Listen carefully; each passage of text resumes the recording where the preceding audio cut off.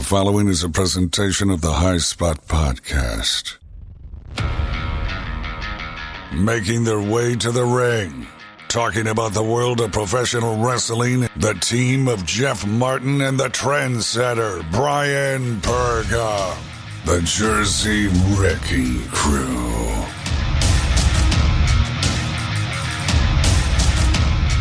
What is up, guys? You're listening to the HSP SmackDown review on the unofficial WWE podcast. I am Jeff Martin alongside the trendsetter Bryan Greg. Yeah, I said your name actually this time. Yes, sir. For the last episode.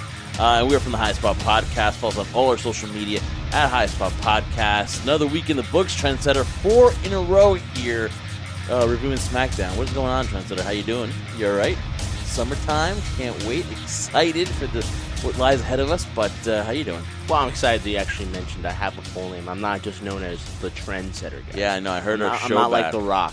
I heard our show back last week. Yesterday. And yeah, I just called you the trendsetter, and yes. I was like, my bad. So I made sure that this week I introduced you by your full name. So, but I like calling you trendsetter, though. I think it's just a nickname that sticks with Jeff. But hey, I'm not against it, but I do have a name, guys, if you were wondering.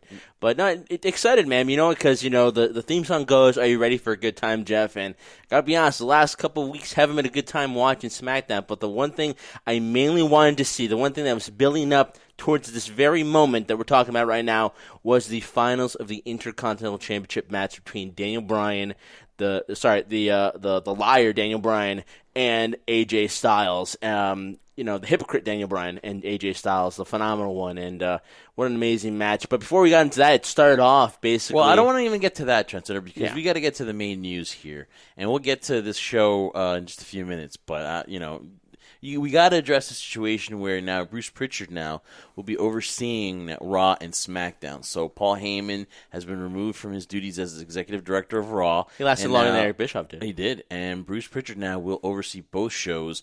And it's just, to me, amazing how the WWE falls back to, like, let's go back with the old. Nothing against Bruce Pritchard, man. And, we like Bruce Pritchard. We met him at one of those meet and greets back in SummerSlam, I think, 4 years ago. Mm-hmm. And, to see where he's come up from being let go by WWE, kind of having that resurgence with the podcast, having something to wrestle with on the WWE Network, becoming hired again with the company, overseeing SmackDown, and now all the shows, Raw and SmackDown. What a quick career change it's been for Bruce Pritchard in WWE. Definitely has been, and huge credit goes to him for being able to take advantage of those opportunities. The podcast, I feel, had a lot to do with it because people were just they knew Bruce but didn't know him in terms of the stories he had, and it's just really amazing. And, even talking to him when we did during those times during SummerSlam, which was probably about 3 years ago, had a lot of funny ideas and a lot of funny, witty things to think about. But, yeah, I mean, this is, unfortunately, again, congratulations goes on to Bruce for doing that, but to now oversee Raw and SmackDown, that's a lot to have one person overlook as opposed to separating into two individual people like Paul and Eric Bischoff, who lasts about a day and a half or so. So a lot of the pressure now lies on him. But my biggest thing has always been this, Jeff. When it fails, is it really the person running it that's failing, or is the person behind everything too?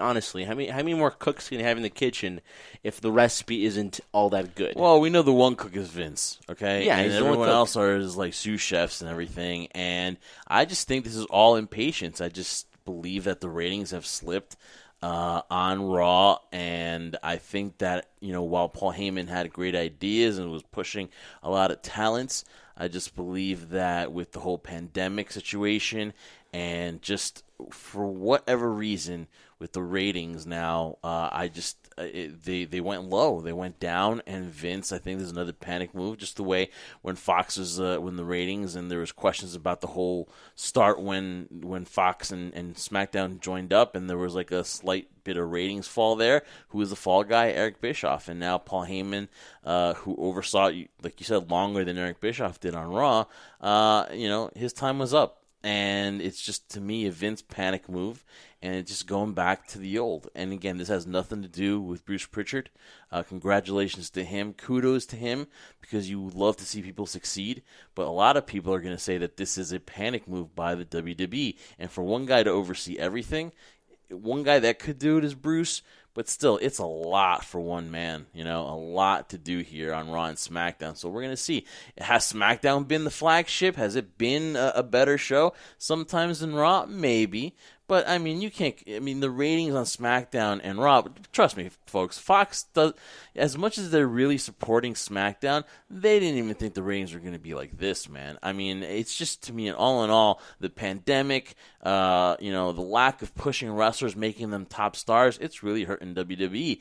And you can talk about the John Cena's, how much you hated them. You can talk about the Roman Reigns and how much you hated them being pushed. They were lightning rods. They got people talking. And with Roman Reigns out for as long as the pandemic is, and with John Cena now heading into the Hollywood aspect of his career, they again need to make stars. And, bringing part-timers in, this is where it doesn't help out, because, you got part-timers in, they do their job, and then they leave. And now you're stuck with, how do we make these guys stars? You've got a great group of wrestlers on Raw, and on SmackDown you got the same thing, but you got to give them the time, and you gotta take some lumps. Vince McMahon, when they first started this brand split trendsetter, he said in the very beginning, if you look at Ruthless Aggression, the ratings are gonna suffer, right?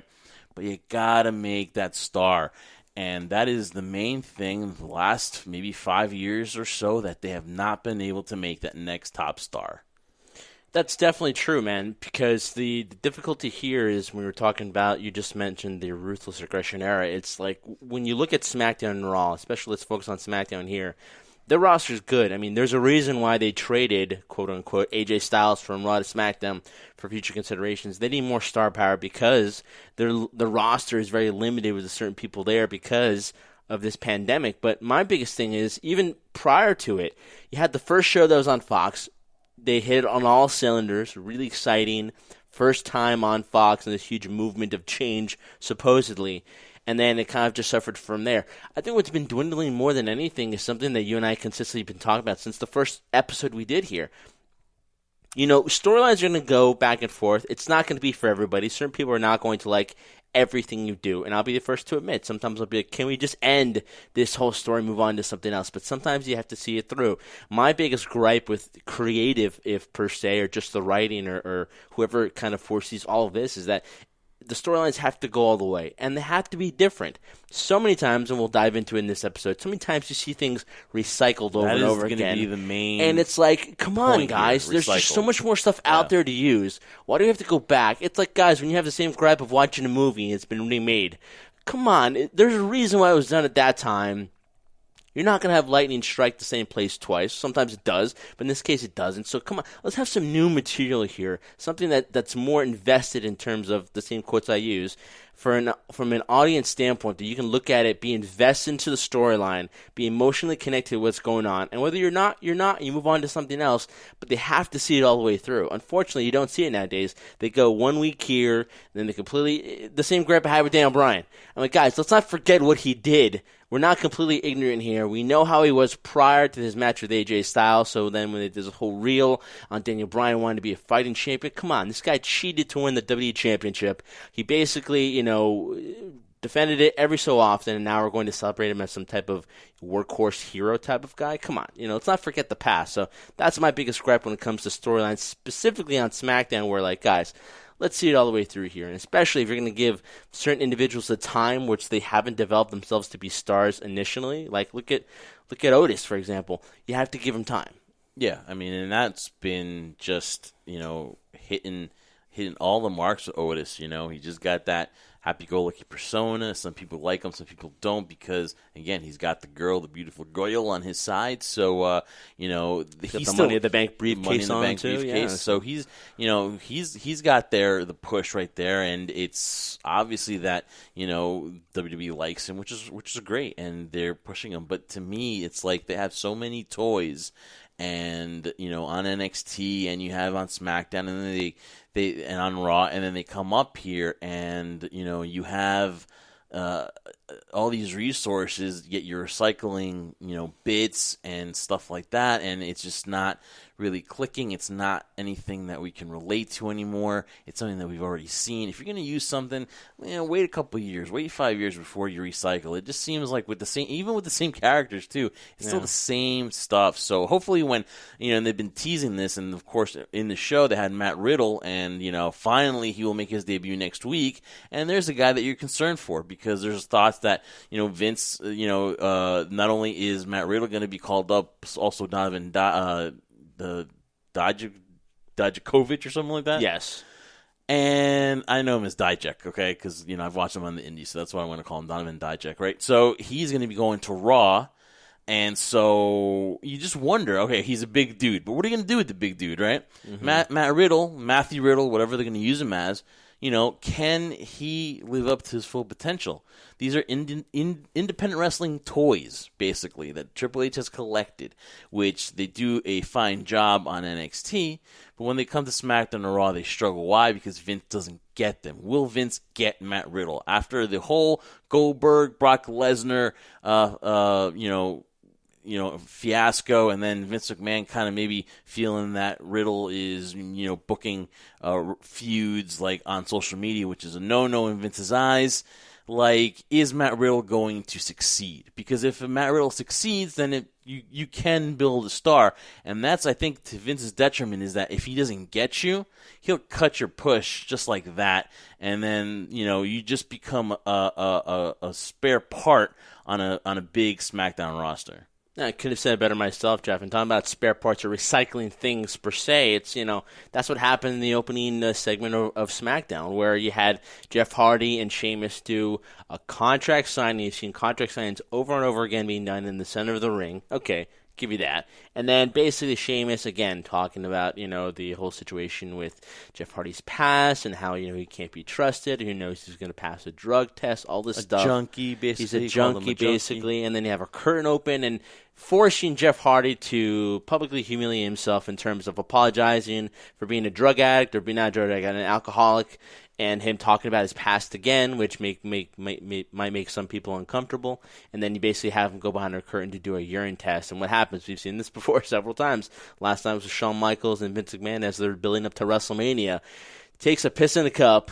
Really, there was a lot of piss there, and then throws into Sheamus's face. Ha ha ha! That's our sophomoric humor. That ha ha ha! God damn it, buddy, it's hilarious. And I mean, that's what you get, And yeah, I mean, for most people who haven't seen WWE prior to then, probably wouldn't remember that stuff. Us being, who we are, we do remember that. So it's like, I don't even remember that part. He did that. Yeah, Shawn Michaels was on Raw. I remember Jericho taking a piss in William Regal's teapot. Yeah, or as Bruce Pritchard would say, we don't say that word, a pee-pee. Pee-pee. Take a pee-pee in the cup. And it's been done before, but, it brings some more humor there. There's a fight that's breaking out. They're fighting all the way backstage. And to me, it's like, I don't know if you really need to go that route in order to get what you want. I mean, I was already kind of invested in the fact that here's Sheamus trying to ruin Jeff Hardy, and Jeff Hardy just really starting to kind of deal with his past even more in terms of it coming back to haunt him. You had me there.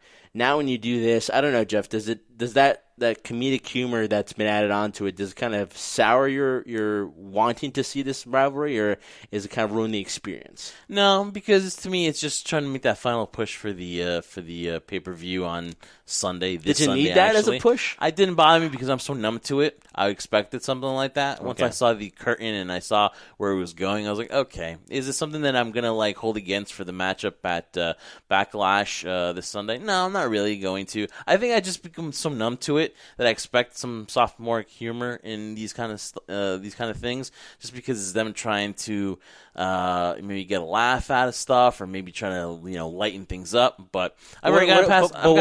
But what about the fact that they're recycling a previous storyline? Yeah, man, this to me has CM Punk, Jeff Hardy, circa whenever it happened. It reminds me of that. It reminds me of a little bit of Jericho and Punk. So, we know that Jeff Hardy, has had these demons, and he's had to battle them, and, he has disappointed a lot of people, family, friends, and obviously his employer. So a lot of stuff here is brought into real life. I thought maybe it was going to be better than, how when it started with the whole, not crime scene, but the whole accident scene out there in the Performance Center. Maybe the angle's been a crime, but I really think that I've just been numb to a Trendsetter. Yeah. It really didn't turn me off or turn me into wanting to see this. I'm kind of like, you know what I'm digging, though? I'm digging Sheamus' mic work. He's very witty. He's definitely improved. He's definitely got a persona about him. He should have the mic more often, probably in the near future. Whether it's written for him or whether it's bullet points, I think he's done a good job pushing this thing. He's really been a dislikable, character in this. But as far as like this whole thing, again, we know Vince's sophomoric humor. We knew he's going to be involved with this. We know it's involved with a couple weeks ago when we saw the whole slime coming down on Kyla Braxton and stuff. It's just. It is what it is, Trendsetter. And, as a WWE fan, you become numb to it. You're a wrestling fan. You know this is what you're going to get with the WWE. So, am I turned off or not? You know what, Trendsetter? I am just numb to those things now. Well, besides being numb to that, we moved on to tag team action between the New Day and Shinsuke Nakamura and Cesaro. Finally getting some TV time, those two individuals in the ring. And, defeated the New Day clean. To me, that was kind of a surprise because it was like you're so used to having those heels kind of, hold on to the ropes or kind of poke somebody in the eye or hit somebody in the groin to get that win. Get the roll. He did. He got a clean win over the New Day. Yeah. This lead to maybe possibly, that happening, them getting a shot at the tag team titles? Well, I pray that Nakamura and Cesaro, they do something with them because, again, we're talking about talent. You got two guys right there that, again, whether Vince gets them or not, these are two people that clearly should be he doesn't get them. This should be your foundation to any company that you have. I mean, if you gave me draft choices right now, they would be at the top. If I could just pick off the SmackDown roster, those two are there, and they're stuck in tag team limbo when they shouldn't be in tag team limbo. It's just a cop-out. Just like I think Morrison and The Miz was a cop-out of putting them together because, hey, it's easy, it makes money, it works, whatever. But can we get Morrison into a singles rivalry? Can we get Nakamura and Cesaro into a singles rivalry? What is the issue is that it's just an easy cop-out by creative. Hey, let's put these guys together who've been losing, since Sami Zayn has not been there. They've been losing. They get a surprising win, and now we're supposed to think that they're a strong tag team to maybe rival Kofi and Big E for a future championship matchup. Where's the Usos? Where the hell are they? Not that I need to see them in the New Day again, but where are they? I guess you got to bring people in and out because of this whole pandemic, but Florida is like an Olay of letting people go in and out as they please with this pandemic, so I don't see why the Usos aren't being used. You can make more tag teams. I know they've done Otis on his singles direction, so that's fine. But to me, if you're going to build a foundation and you're complaining about ratings, why is Cesaro and Shinsuke Nakamura put together in a tag team that honestly, if they should be put together, it should be a dominant tag team? It's like, oh yeah, they got the win, but they're just being pushed a little bit so that they can lose at the next pay-per-view to Big E and Kofi. You know what I mean? I know they love the New Day, and Matt, props to them to their their protest at the beginning of their entrance and stuff, which is great. But it just, to me, it's confusing. I'm a huge fan of both guys, of Nakamura and of Cesaro. So it's just frustration coming out of my point because, again, you got a good guy like Paul Heyman getting the boot from being executive director, and you've got talent on that roster that Vince doesn't want to push, and then who ends up paying for it? Paul Heyman. He goes back to being the advocate of Brock Lesnar. So, I think it's just good guys losing out on their jobs because the main chef, as we're talking about on this show, doesn't want to play with those toys, doesn't want to add those recipes to his dish. And that's basically what it is. We're comparing here. We compare the ice cream thing. We compare everything. But, the thing is just it comes up to one guy, and that's Vince McMahon. And you've got so much talent here. And to me, they're just toys in this thing that keep them from going to other companies. And that's what they've become. And, that's as frustrated as I'm going to get with these two guys because... Really? Because you're kind of frustrated right now. Yeah, and I'm going in a tangent here. But, you the fans know, you wrestling fans know this, and I'm speaking for you guys here on the frustrations with those two guys, and hopefully it leads to a tag team title run, but again, who knows with these guys, and I just hope that they become a legitimate tag team.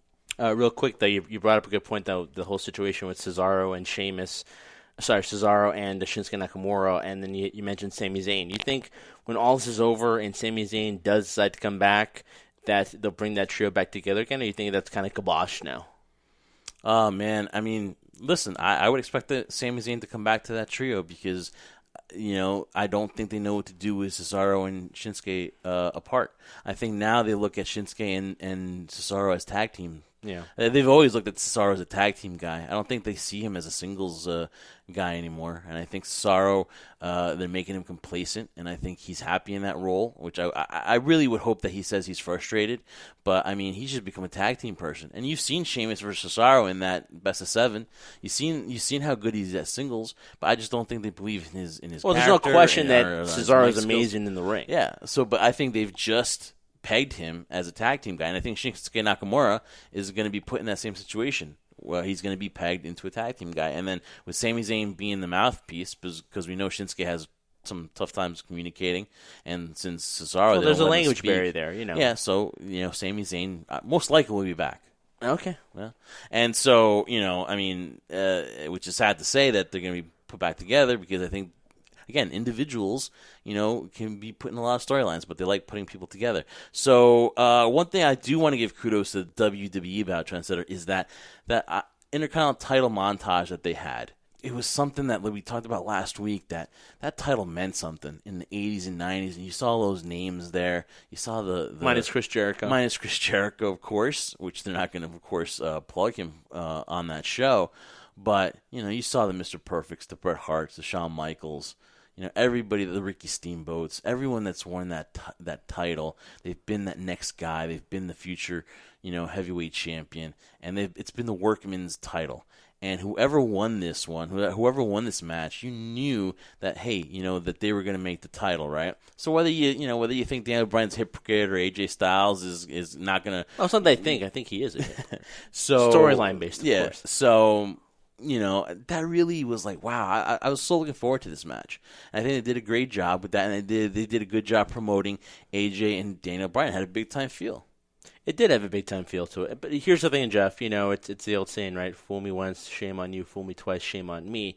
How many times have they tried to, with montages, maybe not as good as this one, right, to kind of bring the importance, whether it's a montage or them talking about it, to talk about the significance, the relevancy, the prestige of what the Intercontinental Championship was. Yeah. Key word, Jeff, was. Mm-hmm. Because it was a title, like you mentioned before, and it's been mentioned several times before, the workhorse title, if you want to say it. The guy who's next in line to become the world champion. It was the belt that if you had that title, then you were next in line because they believed and thought something of you. But in all honesty, from all the great people they've put on that montage as Intercontinental Champion, Triple H, The Rock, you have, the Steamboats, the Perfect Savages, the Bret Harts, the Shawn Michaels. For as many good people as they put on there, and the weight, and they also showed the change in the title and what it looked like before and what it looks like now, in terms of if you like that look, great. If you don't, then, just the way it goes. But I can't Do you like the forget. Look of the title? I think it's nice. It's all right. I like the classic. It looks good on AJ right now. It looks great on AJ. We just gave it away. Well, but I'm joking. No. But spoilers, guys. Don't listen to that. But no. You're right. It does look great on him. But I'm an old school guy. I love the first ever version of the title. Of what it looked like. Just, it was so much bigger than the actual world title. It made you think, man, this is really important. But for all those great people you mentioned, or I mentioned, I can't help but to see the other people that have won the Intercontinental title, and you're like, really? What's that about? So, which one is it the most that bothers you? Godfather. I don't know. I just keep thinking like Godfather was your hated champion. that. I hated Road Dogg was your I hated champion? that incarnation of that belt. I hated it so much. It looked like a bracelet. It did. I hated it. I think it was done on purpose because, how you mentioned before, like the original one looked so much. To me, I liked that one better than the Bald Eagle title. Although that's a classic. Winged Eagle. He's a Bald Eagle, Winged Eagle. I'm sorry. So for the Winged Eagle title. So, it's the same thing. It's an eagle. No. You look at me weird for some reason. But anyway, that looked more important to me from a visual standpoint. So I think when they did it, the bracelet look that you're talking about, I think they did it on purpose because they didn't want to look at as nice as the WWF Championship at that time, the new version of it, the one that Austin held for such a long period of time. So I think that was done on purpose. But then, Cody, thank God for Cody, came in and wanted to bring back the old version. And that didn't look exactly the same. It still was smaller. So, but it brought some history back. And now this new version of it, I think it's just it draws your eye still. Look, this one draws your eye. You people, you fans listening, the people listening to this are going to be like, oh, does this guy still think it's real, damn it? No. Here's the thing. It's a prop. I get it. It's in a sport where it's predetermined, guys. I get what you're talking about. But I've watched this since I was a kid. To me, it's my male soap opera, right? So when I think of that Intercontinental title and I think of people holding it and what it means, I get chills. I get goosebumps. If I ever held the actual Intercontinental title, I would get like goosebumps. I would look at it and the first thing I would think is like the history of it. Yes, it's corny, it's cheesy, but you know what? That's what the Intercontinental title is. And it's been so disrespected. It's been so like thrown to the wayside where now the US title, for some god reason, maybe in people's eyes, the second title in that company, besides the 2 world titles, right? I mean, give me a break, So when I see those snippets and I see the montage of what the IC title used to be, man, make it that way again. And hopefully, once you get to this match and talk about it, these, AJ Styles or Daniel Bryan will make it relevant if they continue to feud. But before we get to that match, Trendsetter, let's talk about this. We talked about the word recycled, right? So, man, this.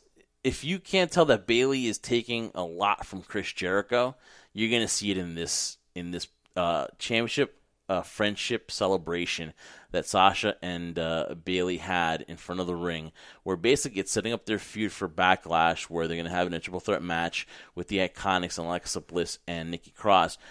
I try not to poo-poo on things, but I'm going to poo-poo on this, man. You trying to use that word. You talk about Jeff Hardy just splashing urine on Sheamus. I'm going to poo-poo this. I'm going to poo-poo all over this segment because it is, if they're not recycling the Chris Jericho Festival of Friendship here, I don't know what they're doing, because this to me was like, I'm like, you got to have something better than this. No, yeah, Jeff literally walked out of the segment because he just couldn't take it anymore. You have to have something better than that. I mean, in terms of them trying to push Bayley as this obnoxious, I can't stand her type of character, congratulations, you've done that really well. Sasha's become kind of a mute. She says things every once in a while, but then she stands there and looks pretty, and no denying a question like that. Sasha is stunning in that respects. But you're right, it's recycling from the standpoint that we've seen that from the Festival of Friendship, where Kevin Owens turned his back on Chris Jericho, and that started their feud. Maybe, again, planting the seed that this is eventually going to happen down the road. Well, I mean, I'm talking about the poems and, the poems like, and stuff not like that they turned, but it just, like, in the beginning had that feel to, like, really, like, a friendship celebration. Yeah, it had a friendship celebration feel to it, but the other point I was trying to make, too, what's been recycled is the mere fact that, how many times, and hey, I'm a huge fan when it comes to matches where it's like, the champion doesn't have to get pinned in order to lose, because it creates that level of, oh, wow, you never know what's going to happen. But how many times has there been triple threat matches gone on god-awfully? They used to mean something, but now they just seem to be recycled just as much as anything, because you don't know what decision to make. At least for me, from my standpoint, it's kind of a decision like, we don't know what to do, so we're going to put 3 individuals that we think are kind of good, and we're going to put them together rather than just dedicate ourselves just to one storyline. And, that's, to me, it's like you try to please everybody in a sense there. When it comes to the tag team division, hey, I'm pretty excited because, at least it brings some attention to tag team wrestling, which I've made it perfectly clear since the first episode I'm a huge fan of. I think that's where you establish stars, and that's how you create a roster in terms of seeing who the next person is to be an individual star.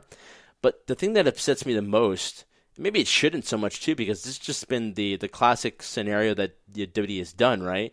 I mean, they did this a lot with the Raw title with Becky Lynch, and now they're doing that with Bayley. It's like, it seems that title, as much as they want to say, oh, they've held it for X amount of times, well, how many times have you actually defended it on TV? They're just numbers being thrown out there that don't mean any significance. It's not like the Honky Tonk Man who held the Intercontinental title for 400 and something days. He defended it a lot of times. But then when you look at this, like, okay, we're going to go into Backlash with this match for a triple threat match. because basically the segment went all chaotic, and Alexa Bliss and Nikki Cross came out. Then you had the Iconics on the screen, huge fight breaking out. The whole celebration was ruined. Okay, we kind of we knew that was going to happen, but the mere fact that the women's title is not going to be defended, I'm like, really, The reason why you have these championships, they don't trust somebody, or more importantly, they don't know anybody else to put in that situation because they've run out of their talent pool. Granted, like I said, we're in a pandemic, but at the same time, what we're going to do? Put Naomi back in there again? Put Lacey Evans back in there? I mean, come on, how many times? Tamina Snuka. Yeah, haven't been Tamina had her opportunity as well. It's like, all right, you've done all that now, so like, what else is left? So we're not going to have the title defended. It's like a throwaway pay-per-view for them. We'll just honestly, man, you look at it. Unless we didn't have to review this stuff, honestly, I could watch it maybe next week. I don't really have to be tuned in for the show on Sunday. To me, the pay-per-view was what we're going to talk about, the Intercontinental title final match. But yeah, that's what it felt like to me too. Yeah, I mean, really, again, we're not going to hear shaking his head. We're not going to say that we can book things better. But that was just to me oh man, you're frustrated because that women's title is not going to be defended as much now for the foreseeable future because they got the tag team titles as on there. And plus, the sad thing about the tag team division is those are your three main teams, the only three teams in that division. Yeah, it's true. And they try to bring importance to that too. But again, with the SmackDown women's title, now the Intercontinental title that will not be defended at Backlash. And you have, the scenario where, come on, guys. I mean, the reason why you have these championships is to build the attention to not only these individuals or teams, but you want other people to be drawn to want to see it because you just don't want to have one show where the only title that's being defended from your brand is going to be. And, people say, the tag team titles are being defended. Well, currently right now, they go back and forth. They're not just isolated to one show. The only title that's going to be defended is the Universal title with Braun Strowman, The Miz, and John Morrison. I'm like, okay, so wait, if you're a SmackDown fan, which if they tried to separate the brands, I'm only going to watch this for one match? Come on. There should be more talent to be used on a particular show like that. All right, Trendsetter. So moving on, we got a backstage scene with Otis and Tucker Knight. And hey, look, a Tucker Knight sighting, which is great.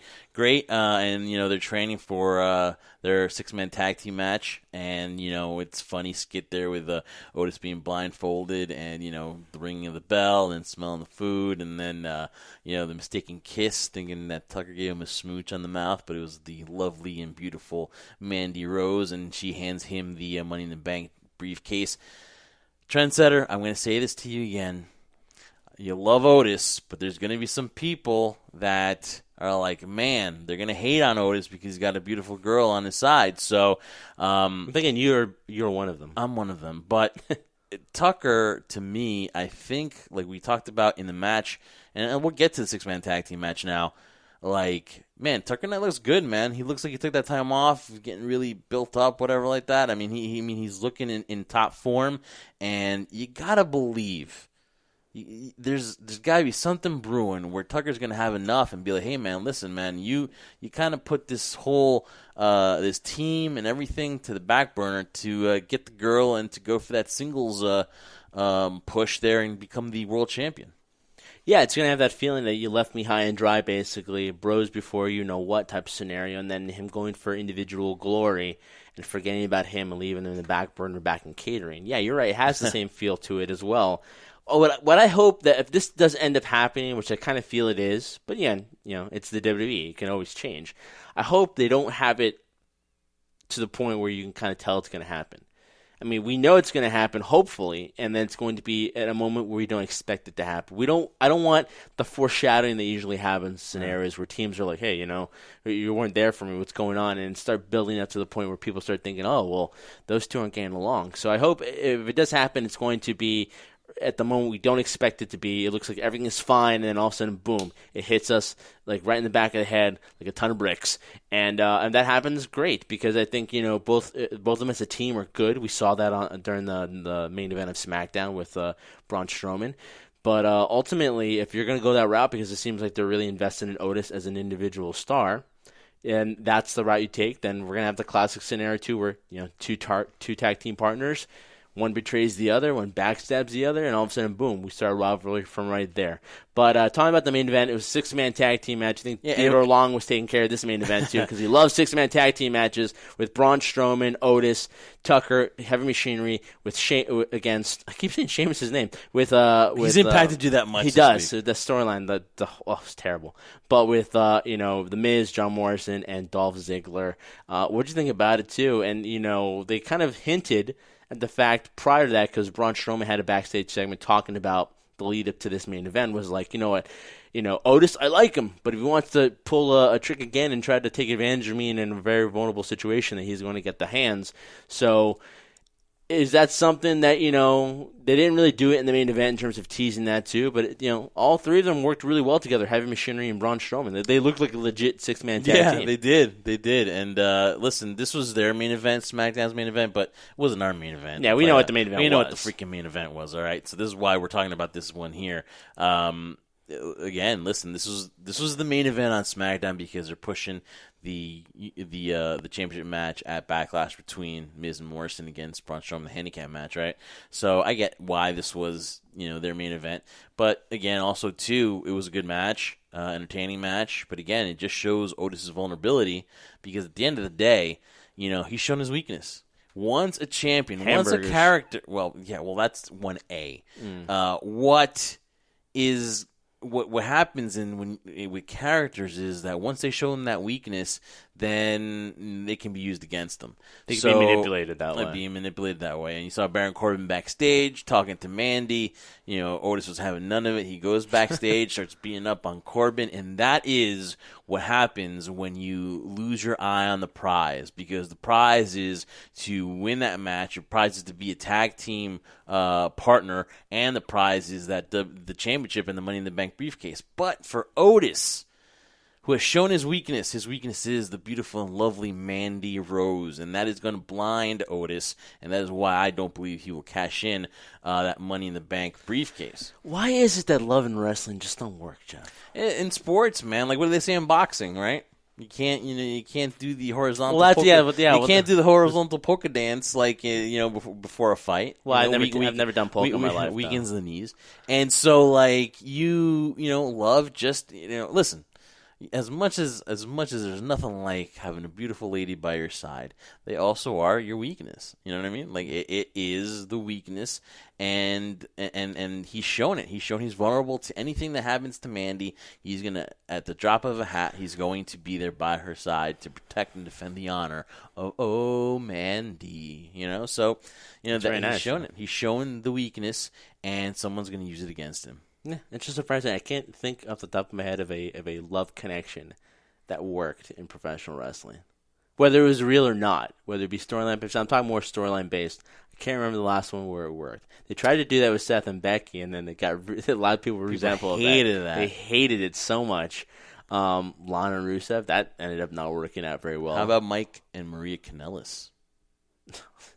That was a failure. No? That was a failure at the moment they walked out the curtain, Jeff. No. The song was great. I tried. After the promo sucked. That song was underrated. Yeah. That song I could loop, and it's still a good song. Well, you did when it first came out. Gave it to nothing against Mike and Maria, but I just think, I don't know, it's just something that should be given more time. I guess the only one that worked, though, was The Miz and Maurice. Yes. They had great chemistry when they were together. Yes.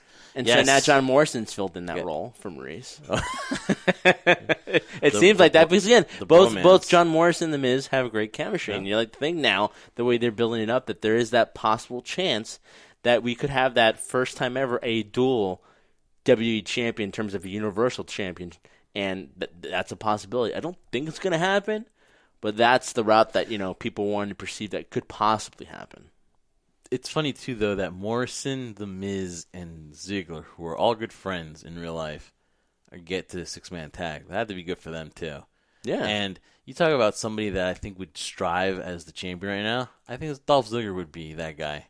Really? I really think that he would be a good after his numerous opportunities of kind of showcasing himself. Like, again, hey, I'm not taking anything away from Dolph. Yes, I agree with you in terms of he's got enough talent in the ring to do that.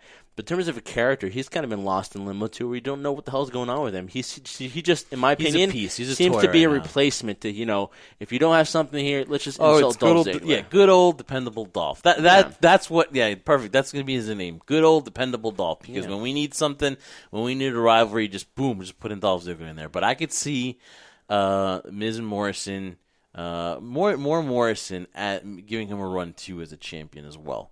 He did it in other companies. He can do it here. So now, a run as a champion, just real quick, do you think he has the ability of a run as a champion as a Universal champion, or are we going back to the scenarios where he's an Intercontinental title champion, he's already been tag team champion, or if he gets ever shift over to Raw, if he be U.S. champion? Is he just that mid-level card type of talent?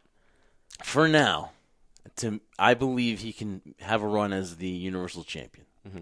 But for now, if we don't get Morrison versus AJ Styles somewhere down the road, it'll be a crime.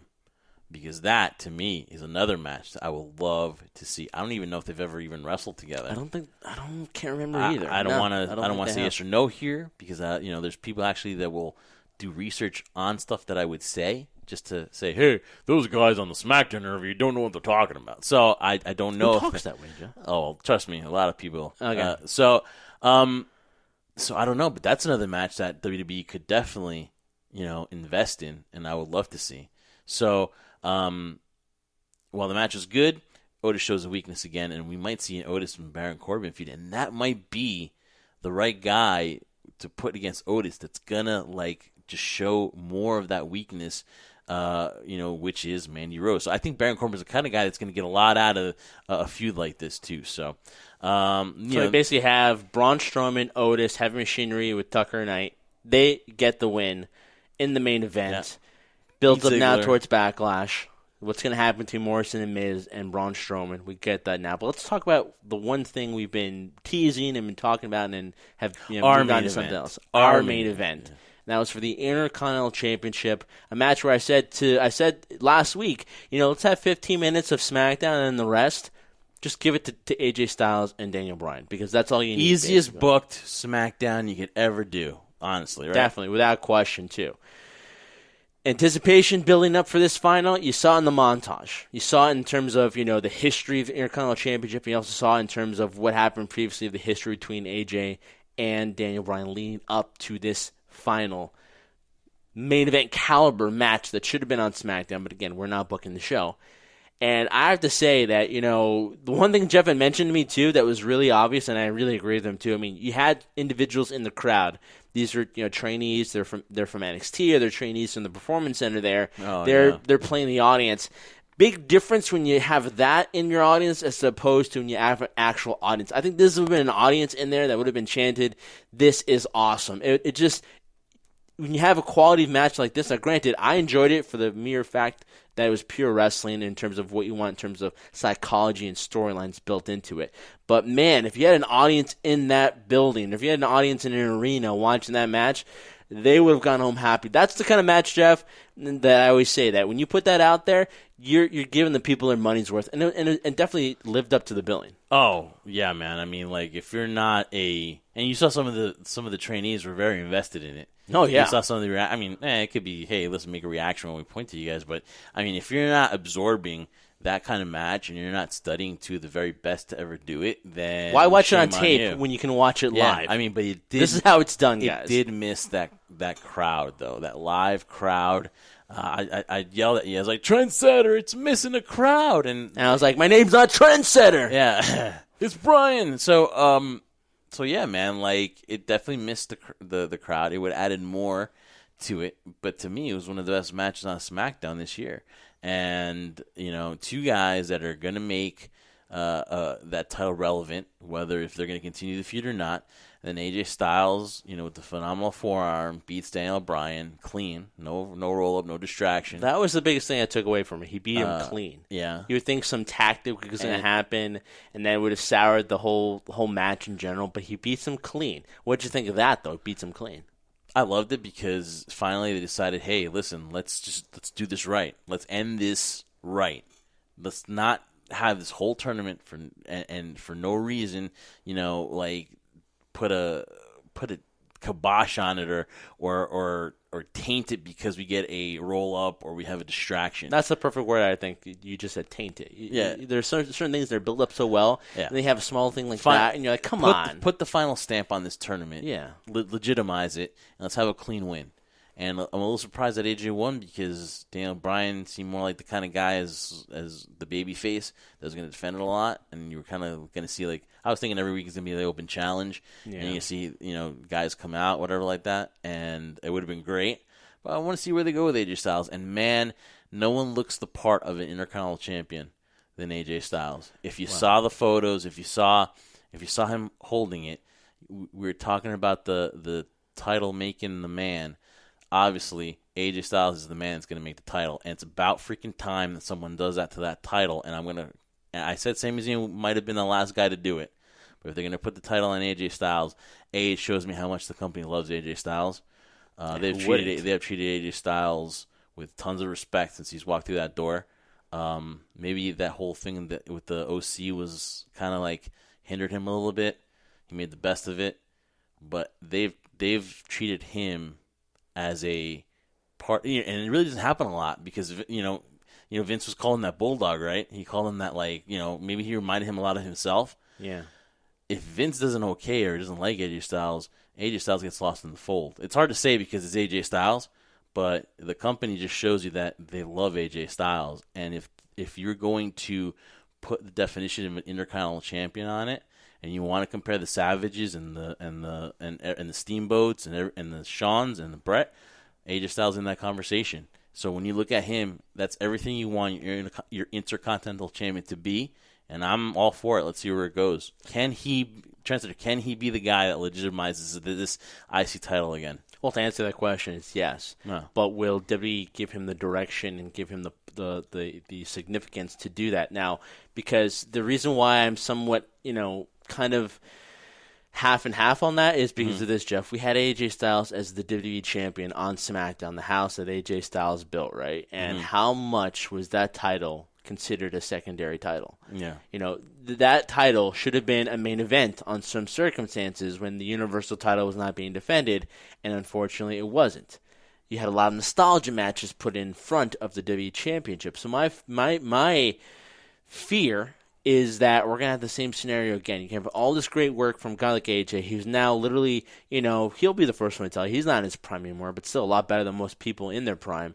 And you know how much more he has left to go. Can we make this last, I don't say last run, but last scenario where we don't know what's going, we don't know how much longer AJ is going to keep doing this. Can we make it mean something? Can we put that stamp of significance? To the point you just said, too.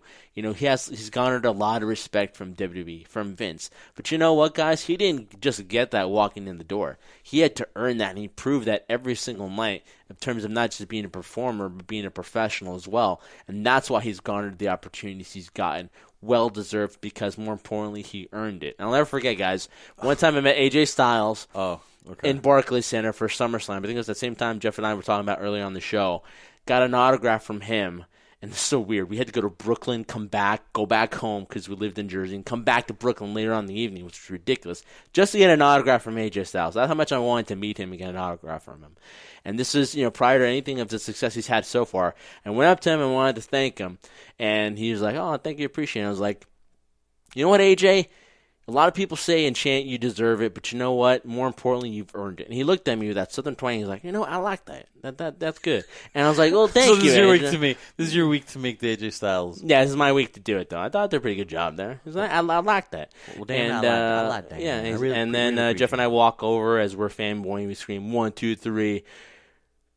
Something we hate John Cena or whatever. Beat up John Cena. Beat up John Cena. There you go. That was the one. He liked it. But what I will never forget, Trendsetter, is being in Dallas where I believe AJ Styles won the opportunity to face the WWE champion, right? The Universal champion. Just the day before had his first WrestleMania. He lost against to Jericho. Lost to Jericho. We're like, it doesn't make sense. Oh, Jericho. The guy that never wins Mania is Jericho. Yeah. Oh, it's not fair. There's no way to push AJ Styles. Oh, Vince is going to do. What does he do? He wins that, and everybody in the audience respected the hell out of that guy, stood up and gave him a standing ovation. And because the main event was for the number one contendership for the WWE Championship. And AJ Styles became the number one contender. And ever since then, it's just been, AJ Styles is in that category of main event status. And, the respect from the crowd, on AJ Styles. They knew his history. They knew him when he was in TNA. They knew the New Japan. They knew all that stuff. They knew the Ring of Honor stuff. And, there's just the respect that the company has for AJ.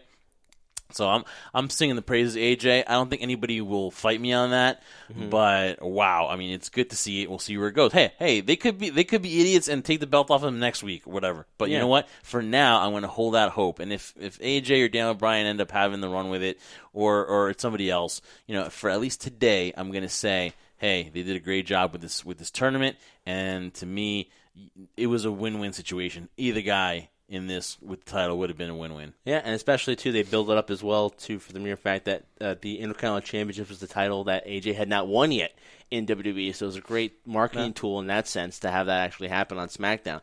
But real quick, before we wrap up the show, Jeff, you just mentioned before, again, we're singing AJ's praises. Daniel Bryan did a phenomenal job, pun intended here, in that match as well. But we've known Daniel Bryan's history prior to this. We know what happened at WrestleMania 31. He wanted to win the Intercontinental title, which he did in that ladder match, to kind of defend it and kind of make it have that relevancy that it once had. Here's another opportunity, though, where Daniel Bryan and AJ can actually do it together. Do you think that continues? Would you want to see them again continually battle for the Intercontinental title? Or, if not, is there anybody right now on the roster? You just mentioned a Morrison, too, but let's exclude him because that would be also a great match as well. Is there anybody else on this roster currently right now that you could see contend with AJ for the IC title to make it again, keep the relevancy going, keep that momentum going from what they built up to this main event to, what we hope for it to be in the future? Well, I mean, I would say Cesaro and Nakamura, but they got them pigeonholed in the tag team division. Yeah. So a couple of names comes to mind. I would say that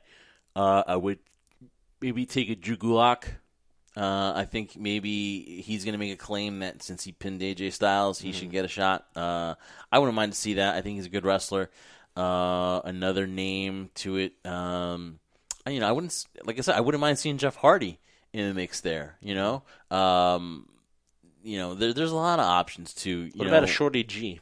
Shorty G would a Chad Gable. I'll call him Chad Gable, not Shorty G. Hell yeah. Listen, AJ is not selfish, man. He's about making that star. You know what I mean? If you can go in the ring and you can go with AJ, it's going to really do a lot for your career. So I think maybe, it's AJ going with somebody and then having that person, that next chosen guy, beat AJ, and that's how they can make a star.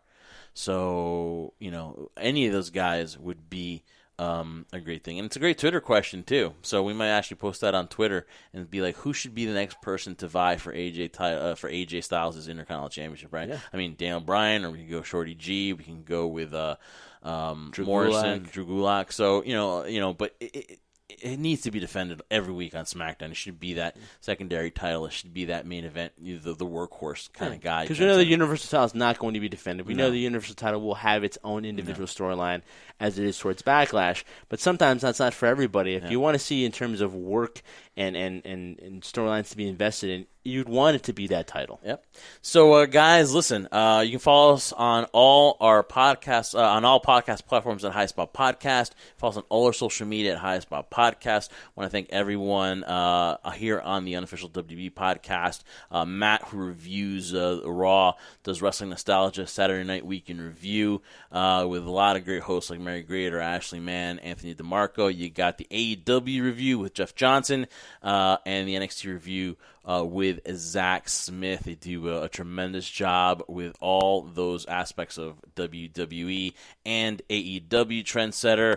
Another great show. Real quick, Backlash this Sunday. Are you going to watch it?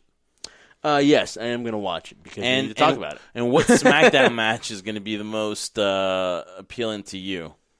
Well, if the Intercontinental title was on the line, it would have been that, which would have made sense. But I'd probably be more interested, not necessarily in the Universal title, Granted, that has an interesting dynamic behind it with Miz and Morrison, but I'm actually kind of interested to see where these. Now, again, it's not a SmackDown championship, but I'm pretty interested to see where they do what direction they plan on going with the women's tag team championships. Yeah. So again, what about you? I'm looking forward to Jeff Hardy and Sheamus. Okay. Yeah, I want to see both these guys have a lot to lose here as far as like.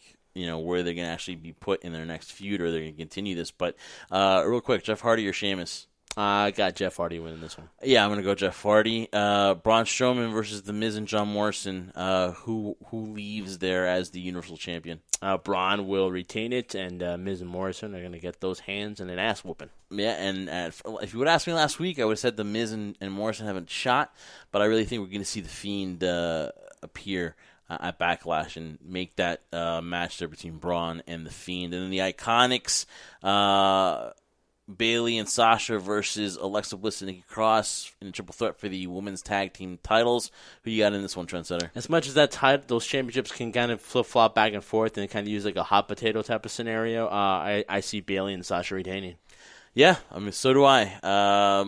Wow, we agree on all the matches. That's never a good thing. Which you definitely know that means none of them are going to go out the way we think they're going to go out. So, be careful, how you're going to bet on these guys because, whoever bets on these. But, so be careful with that. But, hey, listen, Backlash is this Sunday, man. Any kind of wrestling is good to watch on the WWE Network. So, again, Trendsetter, another great week here on HSP SmackDown Review. We want to thank all the fans, all the great comments that we've been hearing about the show. I hope you enjoy it, guys, because, honestly, we're not trying to be like that show where we're, trying to, critique everything. But when we see something that needs to be critiqued, we'll do it. We definitely will. We won't hold back. Here on the HSP SmackDown Review, we are the Jersey Wrecking Crew. For my tag team partner, the Scoundrel Jeff Martin, I am the Trendsetter Bryan Greg. Thank you guys so much for listening to this week's episode. We'll be back next week to review everything you want in the world of SmackDown and review a little bit of Backlash too. So looking forward to it, guys. Make sure you listen to us on all our social media platforms as well for the High Spot Podcast. Check out our YouTube channel. Give us a like and subscribe. Check us out also on Apple Podcasts. And remember, we do this for one reason and one reason only. We do this for you, the crew. Wash your hands. Wash your hands.